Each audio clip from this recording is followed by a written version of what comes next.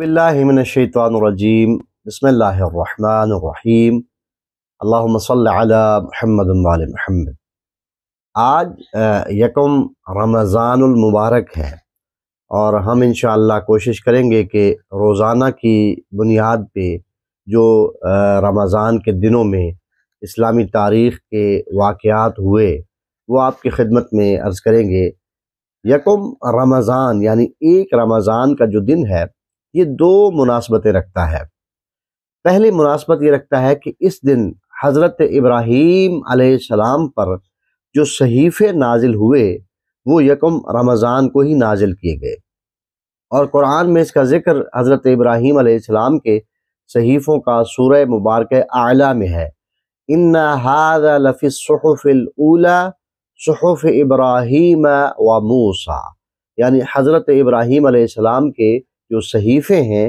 ان کے نازل ہونے کی جو تاریخ ہے وہ یکم رمضان المبارک ہے۔ دوسری یکم رمضان کے دن کی جو مناسبت ہے وہ ہے غزوہ تبوک، جو رومی سلطنت تھی جسے بازنطینی حکومت بھی کہا جاتا ہے۔ جب اس کی طرف سے اطلاعات آ رہی تھیں کہ وہ ریاست مدینہ پر یا ریاست اسلامی پر حملہ آور ہونا چاہتے ہیں، تو رسول اللہ صلی اللہ علیہ وآلہ وسلم نے اپنے 30,000 اصحاب کو لے کر غزوہ تبوک کے لیے، جو آپ کی سربراہی اور قیادت میں ایک آخری معرکہ تھا، اس کے لیے روانہ ہوئے۔ تو وہ یکم رمضان المبارک کا ہی وہ دن ہے کہ جب غزوہ تبوک پیش آیا، اگرچہ کہ کوئی بڑا اس میں معرکہ نہ پیش آ سکا، کوئی بڑی لڑائی نہ ہوئی، اور لشکر اسلام کو اللہ نے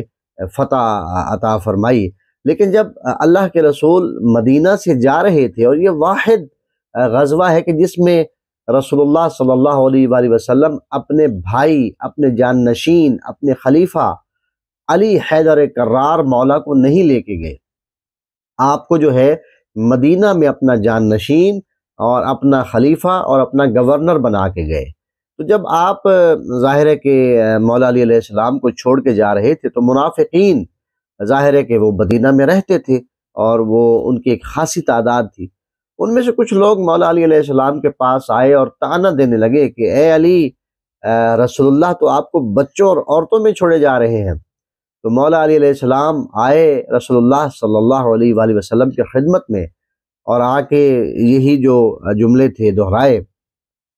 تو البخاری میں بھی یہ جملے موجود ہیں، یہ حدیث موجود ہے کہ رسول اللہ صلی اللہ علیہ وآلہ وسلم نے مولا علی علیہ السلام کو اپنے سینے سے لگایا، وہ علی کے جو رسول اللہ صلی اللہ علیہ وآلہ وسلم کے ہاتھوں پر سے اپنی زندگی کو شروع کر چکے ہوئے تھے، اپنے سینے سے لگایا اور فرمایا اما ترضا ان تکون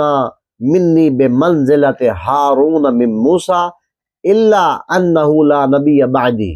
اے علی، کیا آپ اس بات سے نہیں راضی کہ جو حضرت موسیٰ علیہ السلام کی حضرت ہارون علیہ السلام سے نسبت تھی، آپ کی مجھ سے وہی نسبت ہے، لیکن فرق صرف یہ ہے کہ میرے بعد کوئی نبی نہیں ہے۔ خداوند متعال ہمیں رمضان المبارک کی عظیم ساعتوں سے استفادہ کی توفیق اور سعادت عطا فرمائے۔ اللہم صل علی محمد وعلی محمد۔